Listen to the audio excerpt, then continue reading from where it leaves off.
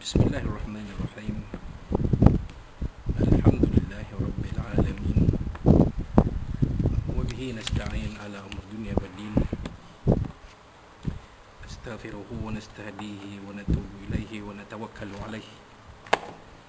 Wa na'udzu bihi min shururi anfusina wa min sayyiati a'malina. Man yahdihillahu fala mudilla lahu wa huwal muhtad.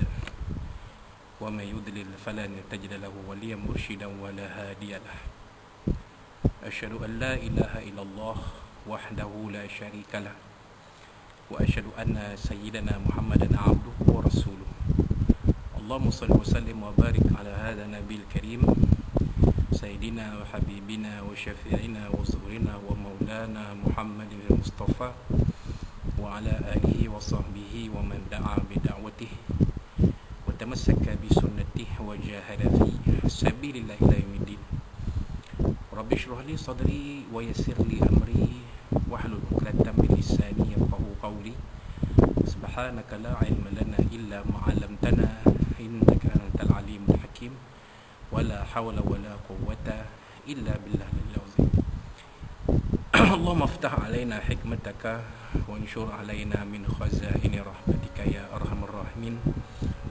اللهم أرنا الحق حقا وارزقنا اتباعه وأرنا الباطل باطلا وارزقنا اجتنابه.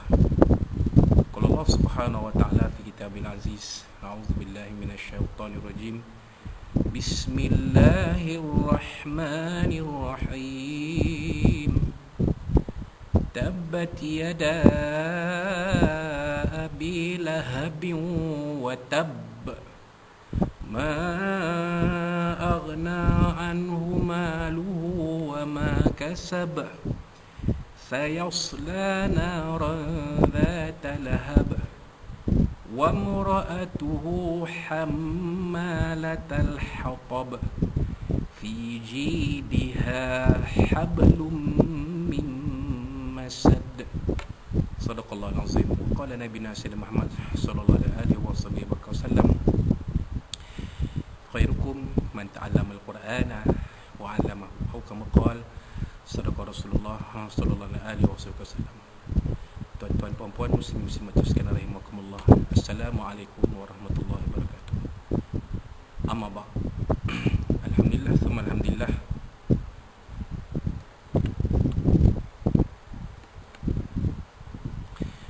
Alhamdulillah thumma alhamdulillah, pada malam ini 10 Safar 1442 Hijriah bersamaan 27 September 2020, kita panjatkan setinggi puji dan syukur kepada Allah Subhanahu Wa Taala yang memberikan kita sekali lagi kesempatan untuk bersama-sama dalam majlis ilmu ini yang merupakan satu taman dari taman-taman syurga Allah Subhanahu Wa Taala. Dikurniakan kepada kita rahmat dan barakah yang dibawa turun oleh para malaikat, dikurniakan kita sakinah, yakni ketenangan, dan dikurniakan kita ganjaran pahala sebaik-baiknya oleh Allah Subhanahu wa taala. Tuan-tuan dan puan-puan muslimin rahimakumullah, kita teruskan kupasan kitab pengajian kita, iaitu kitab Tafsirul Munir juzuk 30 yang disusun oleh Fadilatul Syekh Dr. Wahbah Az-Zuhaili Ad-Dimashqi As-Suri rahimahullah taala. Kita sampai kepada muka surat 461, iaitu surah yang berikutnya dalam juzuk amma ini, iaitu surah Al-Lahab atau Al-Masad. Surah ini merupakan surah Makkiyah yang mengandungi 5 ayatnya. Surah ini surah Makkiyah. Surah ini diturunkan sebelum peristiwa hijrah Nabi SAW ke kota Al-Baitul Munawwarah, bermakna ketika surah ini diturunkan, Nabi sallallahu alaihi wasallam masih berada di kota Makkahul Mukarramah. Nama surah ini dinamakan surah Al-Masad kerana berdasarkan ayat terakhir yang terdapat di dalam surah ini, itu firman Allah SWT mafhumnya: wa mura'atuhu hammalatal hatab fi jidha hablum min masad. Ini perempuan yang di lehernya ada tali dari sabut. Ayat ini menjelaskan bahawa di leher Ummu Jamil, iaitu isteri Abu Lahab, terdapat tali yang melilit daripada al-masad atau sabut. Jadi nama nama Al-Masad ini ada di dalam Mushaf Uthmani. Surah ini dinamakan juga dengan surah Tabbat berdasarkan ayat pada awal surah ini, iaitu Bismillahirrahmanirrahim, Tabbat yada abi lahabin wa tab.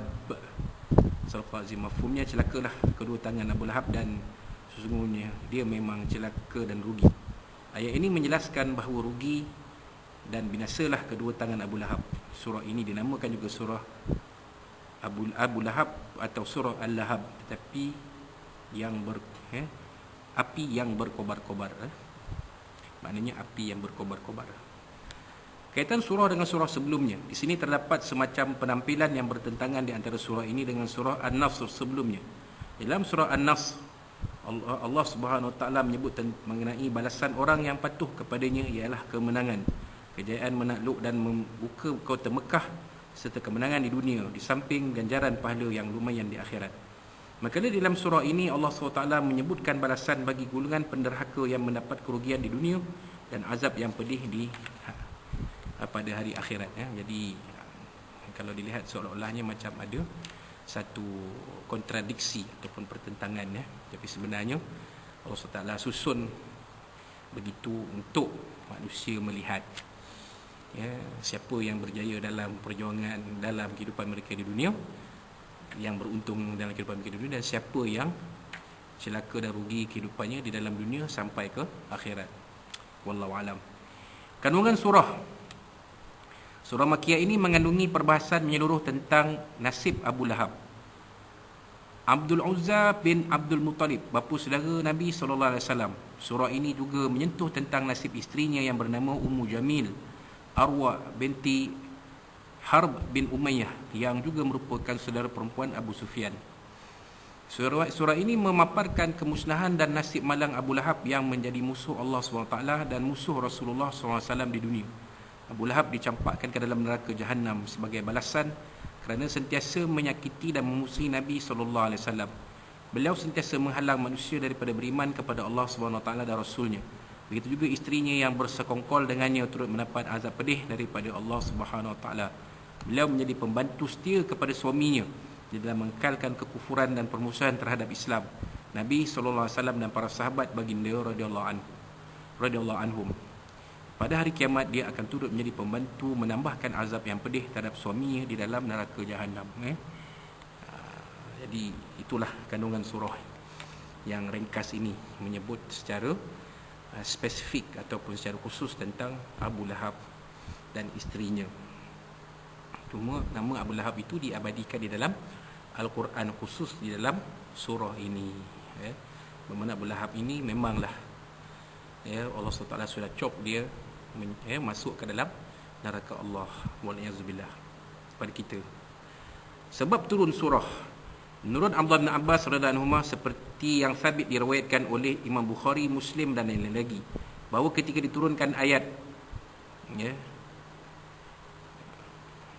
ayat surah Asy-Syu'ara ayat 214. Surah Asy-Syu'ara ayat 214. Kita lihat Surah Asy-Syu'ara 214.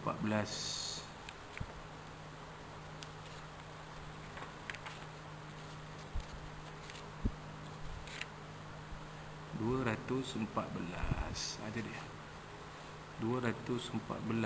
A'udzubillahi minasyaitonir rajim. Wa anzir ashiratakal aqrabin. Sadaqallahu azim. Mafhumnya, dan berilah peringatan kepada kerabat-kerabatmu yang terdekat. Rasulullah SAW berdiri di atas Bukit Safa seraya berseru dengan suara yang kuat. Marilah, ini di sini ada satu pengumuman penting. Orang ramai bertanya, siapa yang berseru itu? Kami akan menjawab, Muhammad. Lalu mereka pun berkumpul di sekeliling baginda. Nabi SAW berkata, wahai Bani Fulan, wahai Bani Fulan, wahai Bani Abdul Manaf, wahai Bani Abdul Muttalib. Setelah mereka berkumpul, Nabi SAW berkata, apa pendapat kamu semua jika aku memberitahu kamu bahawa terdapat tentera berkuda yang bersenjata di sebalik bukit ini? Adakah kamu mempercayai aku? Mereka menjawab, kami tidak pernah melihat kamu berdusta. Lalu Nabi Muhammad sallallahu alaihi wasallam bersabda, sesungguhnya aku ini adalah seorang utusan pemberi ingatan kepada kamu bahawa kamu berada di ambang siksa yang amat pedih. Tiba-tiba Abu Lahab berkata, celakalah kamu, apakah untuk ini kamu mengumpulkan kami? Mendengar kata-kata Abu Lahab tersebut, maka baginda terus bangun dan diturunkan ayat ini. Tabat, bismillahirrahmanirrahim, tabat yada abi lahabin wa tabb. Surah Al-Azim, mafhumnya celakalah kedua tangan Abu Lahab dan sungguhnya dia memang celaka dan rugi. Ayat pertama surah Lahab. Ini menurut bacaan A'mash dan Abdullah dari bapanya sehingga ke akhir surah. Tapi menurut bacaan Hafs, wa tabb sahaja.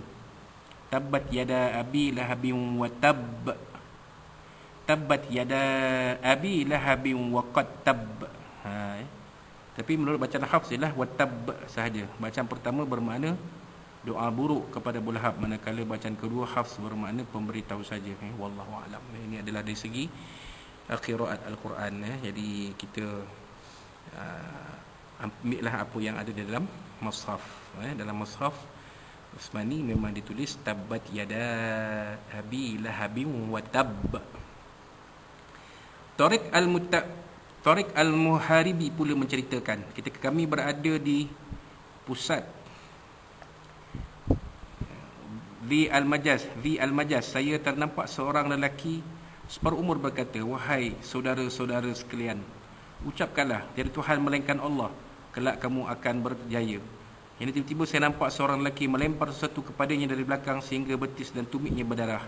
Lelaki itu mencelah, wahai saudara-saudara, sesungguhnya dia ini seorang pendusta dan janganlah kamu mempercayai cakapnya. Maka aku pun bertanya, siapakah lelaki ini? Orang ramai menjawab, itulah Muhammad yang mendakwa dirinya seorang Nabi. Dan itu pula bapa saudaranya Abu Lahab yang mendakwa dia seorang pendusta.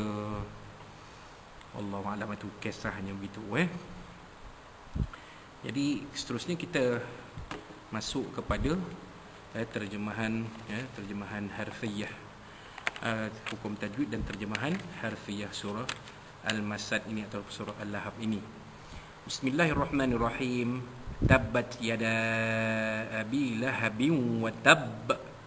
Tabbat yada abi. Yada dan alif di atas da bertemu dengan hamzah pada kalimah abi. Jadi hukum bacaannya ialah mad jaiz munfasil, harus dibaca 4 atau 5 harakat panjangnya. Kerana alif pada da itu bertemu pada kalimah yada itu bertemu dengan hamzah pada kalimah berikutnya iaitu abi. Sebab itu disebut munfasil, terpisah. Abi bayar bawah bi mad asli. Lahabin dua bawah bin bertemu dengan huruf waw idgham ma'al gunnah, memasukkan bunyi tanwin ke dalam huruf waw dengan berserta dengung, idgham ma'al gunnah atau idgham naqis. Wa tabb, jadi kalau kita waqafkan maka jadilah hukumnya di sana qalqalah asyadu kubra. Kenapa? Kerana huruf ba itu ada sukun di atasnya. Wa tabb, gitu. Wa tabb, bukan watab, watab. Wallahu alam. Ayat kedua, ma aghna anhu maluhu wa ma kasab. Ma aghna, alif pada ma bertemu dengan hamzah pada kalimah aghna, hukumnya juga merupakan mad jaiz munfasil, harus dibaca pada kadar 4 atau 5 harakat. Aghna nun alif di atas na ini mad tabi'i. Ada pada bacaan, tiada pada tulisan. Anhu nun mati jumpa ha, izhar halqi, menyatakan bunyi nun mati bertemu dengan huruf ha. Kemudian maluhu, anhu maluhu wa ma, maluhu, ha ganti ha dhamir itu, hu itu hawa depan hu itu bertemu dengan huruf waw, maka ada mad di situ, namanya mad silah qasirah. Ha ganti nama ini bertemu dengan huruf selain hamzah, huruf waw di situ, jadi dibaca panjang pada kadar 2 harakat sahaja. Wa ma asli kasab, boleh kita wakafkan jadilah dia qalqalah kubra, kasab, kasab. Ayat yang kedua. Ayat ketiga, sayasla naran dzata lahab. Sayasla, Ya, la itu, lam alif di atas la itu adalah mad tabi'i, ada pada bacaan, tiada pada tulisan. Nara, nara, nun alif di atas na, mad asli. Ran dhata, ra itu pertamanya dibaca tebal kerana bagi atas tafkhim. Ra alif dua di atas ron bertemu dengan huruf zal pada dhata, maka hukumnya ikhfa haqiqi, menyembunyikan bunyi tanwin yang bertemu dengan huruf zal. Dhata, dha alif ditazab mad asli. Dhata lahab, bila kita wakafkan sama macam kasab tadi, ya, dia qalqalah kubra, lantunannya kuat, ya, kerana di ujung bacaan yang diwakafkan. Kemudian ayat yang keempat, wa mara'atuhu hammalatal hatab. Wa mara'atuhu, mim mati jumpa ra, jadi hukum dia izhar syafawi. Izhar syafawi, mim mati jumpa ra, menyatakan mim mati dengan huruf ra. Ra itu sendiri bagi atas dibaca tebal, tafkhim. Ra'atuhu hammalata, hu tu ganti nama itu, ya, hu baris depan itu bertemu dengan huruf ha, maka bukan hamzah, maka panjangnya dua harakat saja kerana ia adalah mad silah qasirah. Hamma, hamma, mim sabdu, mim syaddah, maka mim tasydid, maka dibaca idgham, ya, maafkan saya, wajibul gunnah, dengung dua harakat. Ma mad asli, min alif tamam mad asli. Latal hatab, al hatab alif lam sukun, alif lam qamariyah. Hatab, ya, tab, jadi kita wakafkan, jadilah dia qalqalah kubra, ya. Ayat yang kelima akhir sekali, fi, mad asli. Ji diha, jimia bawah ji, mad asli. Diha, ha alif di atas ha, mad asli juga. Hablun, ya, hablun, ya, ba mati, ba sukun di tengah kalimah, hukumnya qalqalah sughra, lantunannya sedikit saja. Hablun. Lum mim, ya, lam dua depan lun bertemu dengan huruf mim, idgham ma'al gunnah, masukkan bunyi tanwin ke dalam huruf mim beserta dengung, idgham ma'al gunnah atau idgham naqis. Mim masad, nun mati jumpa mim juga idgham ma'al gunnah, ya, masukkan bunyi mim mati ke dalam huruf mim beserta dengung. Hablum mim masad, bila kita wakafkan jadilah dia masad, ya, qalqalah kubra, lantunannya kuat, ya. Jadi wallahu a'lam, itulah hukum tajwid ayat-ayat dalam surah Al-Masad atau Al-Lahab ini. Kemudian terjemahan harfiah, bismillahirrahmanirrahim. Tabbat yada abi lahabim wa tabb. Tabbat, binasalah, yada kedua tangan, yadun satu tangan, yada dua belah tangan. Abi lahabim, iaitu abi lahab, wa dan tab, binasalah ia, ya.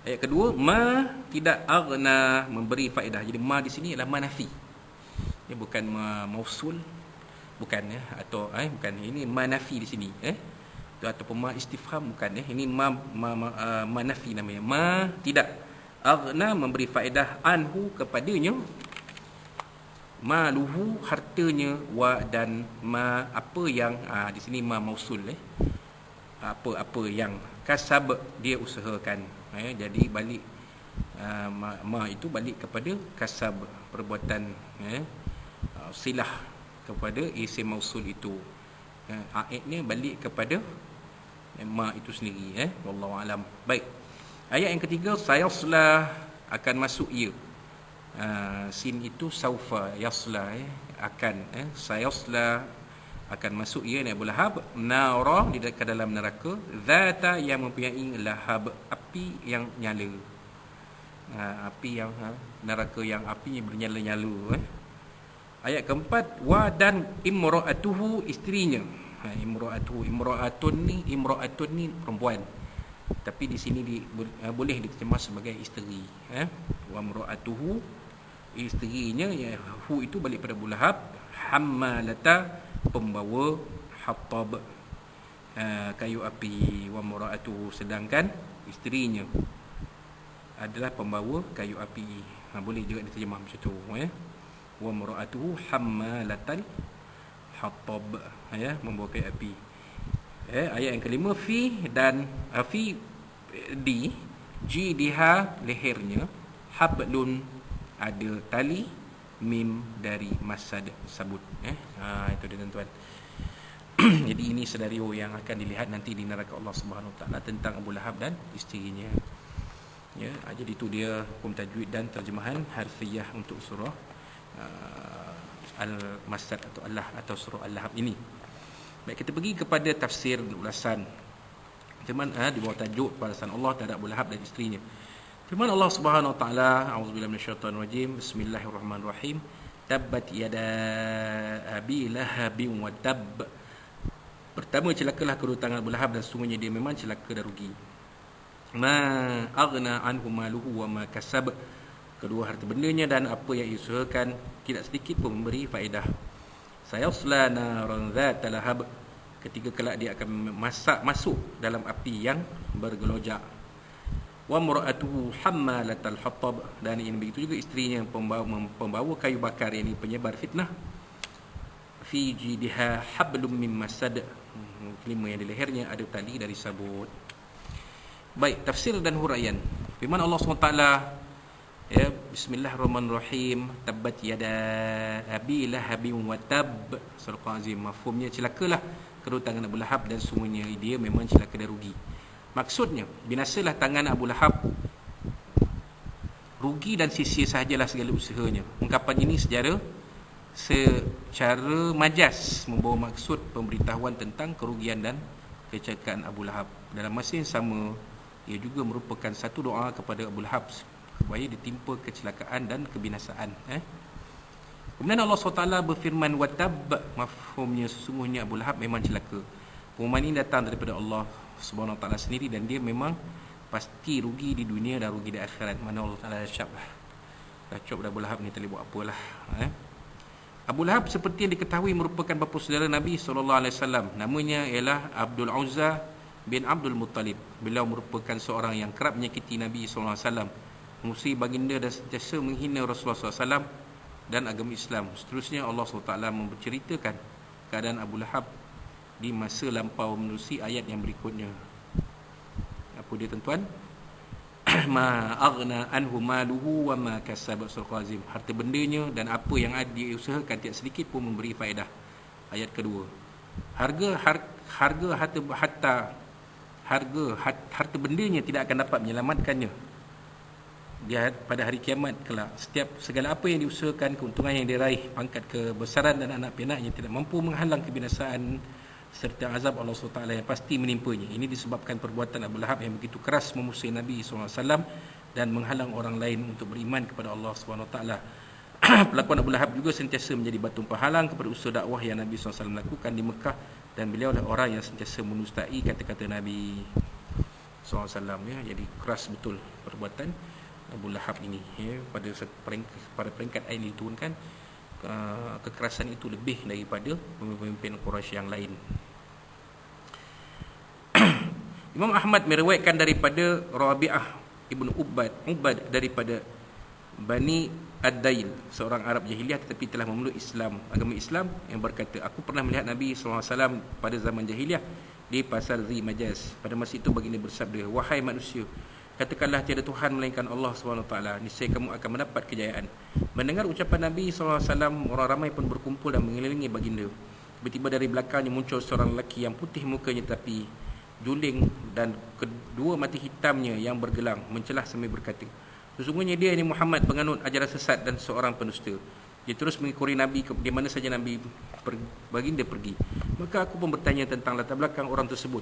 Orang ramai yang ada menjawab bahawa dia merupakan bapa saudara Nabi SAW. Dalam ayat ini ada menyebut perkataan mal dan kasab. Mal adalah modal dan kasab ialah keuntungan.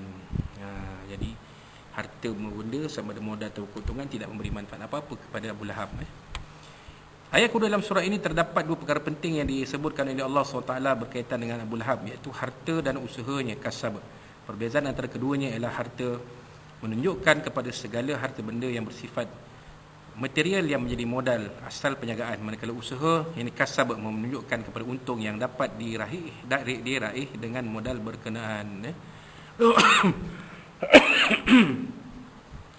Jadi itulah dia. Ya, beza mal dengan kasab. Mal itu adalah modal asal, kasab itu ialah keuntungan dari modal perniagaan tersebut. Wallahu alam. Seterusnya dalam ayat berikutnya Allah SWT menyebut tentang hukuman yang akan menimpa khususnya kepada Abu Lahab dan isterinya Ummu Jamil. Firman Allah SWT, ya, sayasla naran dzata lahab. Surah Al-Azim, kelak dia akan masuk ke dalam api yang bergerojak. Surah Al-Lahab ayat 3. Ayat ini memberi pengertian bahawa Abu Lahab akan dihumban ke dalam api neraka Jahannam yang marak untuk membakar kulit-kulit manusia yang kafir. Menurut Abu Hayyan, as-sin di dalam ayat di atas, huruf sin di ayat di atas menunjukkan kepada masa akan datang.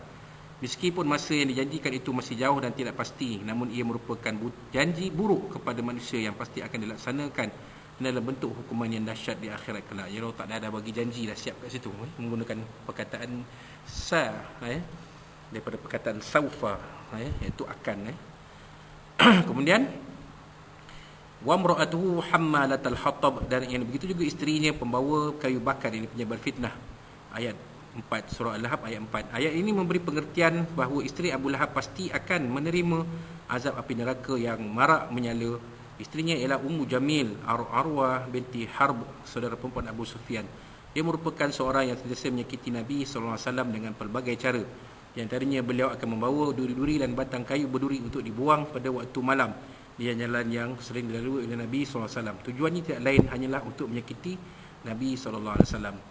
Dikatakan juga bahawa ayat ini memberi pengertian bahawa isteri Abu Lahab merupakan seorang pengacung, iaitu pengadu domba dan orang yang sering melakukan fitnah terhadap orang lain, terutamanya terhadap orang yang beriman dengan Allah Subhanahu Wa Taala dan Nabi SAW. Inilah pandangan kebanyakan ulama. Itulah dia buruknya perangai isteri Abu Lahab ini.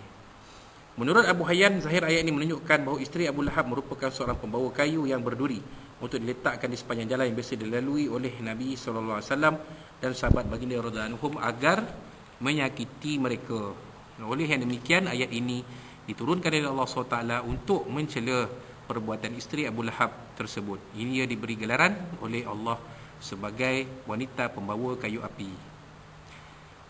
Fi jidha hablum mim masad, surah Al-Azim. Di lehernya terdapat tali daripada sabut.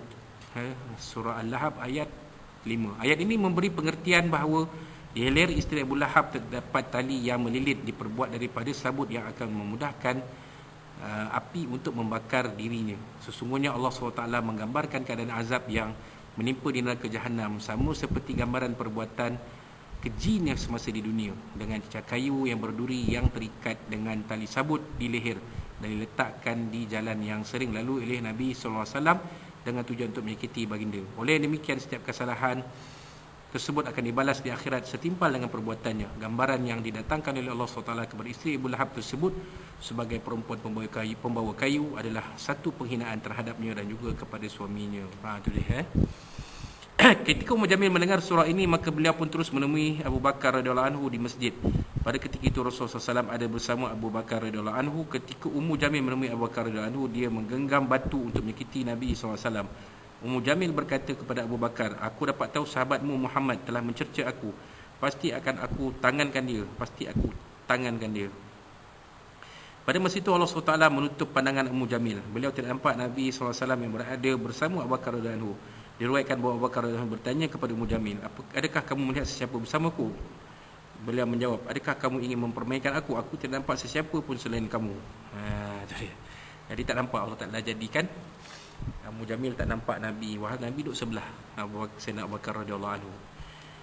Daripada perhubungan di atas, nyatalah pandangan yang lebih tepat berdasarkan pandangan yang awal tadi, iaitu berhubung dengan balasan kepada isteri Abu Lahab. Menurut Sa'id Ibn Musayyab, seorang ulama tabi'in terkenal di kota Madinatul Munawwarah, Ummu Jamil ada setas kalung dan loket yang besar dan mahal. Dia pun bersumpah, "Demi Tuhan Lata dan Uzza, akan aku gunakan kalung dan loket ini untuk membiayai kempen membungsuhi Muhammad." Oleh sebab itu Allah SWT menyiksanya dengan tali yang melilit lehernya dengan api neraka. Wallahu alam. Jadi itulah dia sedikit kupasan tafsir dan ulasan surah Al-Masad atau Al-Lahab ini. Baik, pedoman hidup dan hukum hakam. Surah ini menerangkan mengenai jenis azab yang dikenakan kepada Abu Lahab dan isterinya Ummu Jamil dan siksaan yang diterima oleh mereka di dua tempat, iaitu di dunia dan di akhirat. Azab yang diterima oleh sepasang suami isteri ini justru hebatnya penentangan dan permusuhan mereka terhadap Nabi SAW. Ya. Ayat-ayat terawal mengenai Abu Lahab mengandungi penyampaian berita dari alam ghaib tentang hal-hal yang akan terjadi. Ia dapat dikategorikan bertiga bentuk. Pemberitahuan mengenai Abu Lahab tentang kecelakaan dan kerugian yang akan menimpa dirinya dan bahawa ia memang pun sudah berlaku. Kedua, penjelasan bahawa harta dan anak pianak tidak dapat memberi manfaat kepada dirinya, keadaan ini juga telah berlaku. Ketiga, penjelasan bahawa Abu Lahab adalah ahli neraka. Perkara ini pun sudah berlaku kerana beliau mati di dalam keadaan kufur. Wallahu a'lam. Mengenai arahan taklif supaya beriman kepada Abu Lahab tetap berjalan dan berterusan. Hanya Allah telah mengetahui lebih awal bahawa Abu Lahab tidak akan beriman dan menjadi penghuni neraka. Menurut Imam Al-Amidi, harus istisyara mentaklifkan seorang melakukan perbuatan yang Allah SWT ketahui bahawa itu tidak berlaku dari sudut akal. Seperti dalam kes Abu Lahab, pendapat ini disokong oleh Imam Ar-Razi dalam tafsirnya. Sebagai kesimpulannya, sesungguhnya dia ditaklifkan untuk membenarkan apa yang dibawa oleh Nabi SAW. Bukannya dia ditaklifkan untuk membenar atau tidak membenarkan kerasulan Muhammad SAW. Ini untuk mengelakkan pertemuan di antara dua tuntutan yang sering bercanggah. Dua ayat terakhir dalam surah ini menggambarkan bentuk-bentuk azab yang bakal diterima oleh Ummu Jamil bersama dengan suaminya. Beliau akan dicampakkan ke dalam api neraka Jahannam kerana kecelakaannya semasa di dunia. Bentuk siksaannya di neraka Jahannam ialah dengan cara pembakaran melalui taji sabut yang dililit di lehernya. Siksaan ini adalah setimpal dengan pelakuan-pelakuannya yang sentiasa menyakiti dan memusuhi Nabi SAW. Beliau juga sering menimbulkan keadaan huru-hara kepada orang Quraisy melalui fitnah yang ditaburkan sehingga menyamarakkan api permusuhan di kalangan mereka untuk menentang seruan baginda kepada Sallallahu Alaihi Wasallam kepada Islam. Jadi Ummu Jamil ni teruk perangai. Sudahlah perangainya menyakiti Nabi SAW, para sahabat dengan kata-kata adu dombanya, menyebabkan orang Quraisy ni bertambah-tambah benci kepada Nabi SAW dan Islam. Wallahu alam. Jadi itulah sedikit kupasan surah Al-Masad, ya, atau surah Al-Lahab ni. InsyaAllah pada kuliah yang seterusnya kita akan teruskan dengan surah Al-Ikhlas, iaitu muka surat 469. Mudah-mudahan apa yang terkandung dalam surah Al-Masad atau Al-Lahab ini kita jadikan iktibar untuk diri kita, isteri, anak-anak dan ahli keluarga kita, supaya kita bersama-sama menokong agama Islam yang kita cintai ini, insya-Allah, ya, supaya hidup kita bahagia dunia sampai ke akhirat dalam keredaan, keberkatan dan pemeliharaan Allah Subhanahu Wa Taala. Dan sekiranya dalam bulan ini ada apa-apa yang mungkin terkasar bahasa dalam cerita singkat Muhammad Allah SWT dari Nabi SAW dan dari tuan-tuan dan puan-puan sekalian, wallahu a'lam, barakallahu fikum, aku lakukan azza wa ta'ala walakum. Kita akhiri kuliah kita malam ini dengan tasbih al-kafaratul asghar. Akhir sekali, jangan lupa, kalau saya terlupa sebelum itu, kita jaga kita, peliharalah kesihatan kita, jaga SOP kita, insya-Allah terhindar kita daripada wabak COVID-19. Wallahu a'lam, barakallahu fikum, aku lakukan azza wa ta'ala walakum. Kita akhiri dengan tasbih al-kafaratul asghar. A'udzubillahi minasyaitonir rajim. Bismillahirrahmanirrahim. Alhamdulillahirabbil alamin wa bihi nasta'in wassalatu wassalamu ala asyrafil anbiya'i waz mursalin Muhammad sallallahu alaihi wasallam. Allahumma arhamna min hadhihi wa tafrij badita fa masuma. Allahumma yaj'alka fi nuhuri adan wa na'udzubika min syururihim. Allahumma baddid syamlahum wa farik jamhum wa shattit kalimatu wazazin al-dawsami bi kilabi ya qahhar ya jabbar ya mutakim ya Allah ya Allah ya Allah. Allahumma muzil kitab wa yamjil as-sawa azmal ahzab ihzib wa sallallahu fa inna sasarahum rahmin. Rabbana zidna imazana farma ya akmal rabbana atina fid dunya hasanah wa fil akhirati hasanah wa qina adzabannar. Rabbana 'alaika tawakkalna wa ilaika nabda wa ilaika musir. Rabbana taqabbal minna du'ana wa sallallahu alaihi wa liqana wa amalana fi hadhihi lailatul mubarakah min syahri safar mubarak innaka samil alim. Tub ilana ya maulana innaka tawwabur rahim. Fiha asmalaikatuna fiha salamun wa alhamdulillahi rabbil alamin. Taqabbalallahu minkum minna wa minkum taqabbal billahi wa tawfiq. Assalamu alaikum warahmatullahi wabarakatuh.